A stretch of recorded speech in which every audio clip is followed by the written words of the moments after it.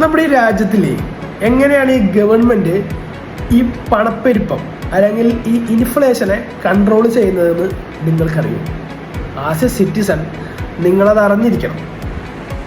Government ഈ പണപ്പെരുപ്പത്തിന് deal ചെയ്യുന്നത് repo റേറ്റും റിവേഴ്സ് റിപ്പോ റേറ്റും വെച്ചിട്ടാണ്.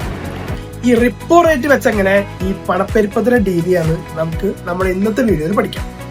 അതിനാദ്യം റിപ്പോ റേറ്റ് എന്താണെന്ന് മനസ്സിലാക്കണം. റിപ്പോ റേറ്റ് എന്ന് വെച്ചാൽ RBI കൊമേഴ്ഷ്യൽ ബാങ്ക്സിന് കാശ് ലെൻഡ് ചെയ്യുമ്പോൾ ഈടാക്കുന്ന ഇൻട്രസ്റ്റ് റേറ്റ് ആണ് ഈ റിപ്പോ റേറ്റ്.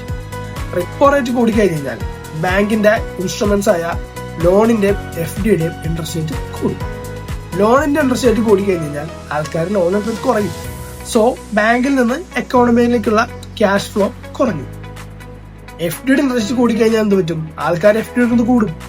സോ എക്കോണമിയിൽ കിടക്കുന്ന ഈ എമൗണ്ടുകളെല്ലാം FD ആയിട്ട് ബാങ്കിൽ കയറും. സോ എക്കോണമിയിലുള്ള സർപ്ലസ് ആയ എമൗണ്ട് ബാങ്കിൽ കയറും.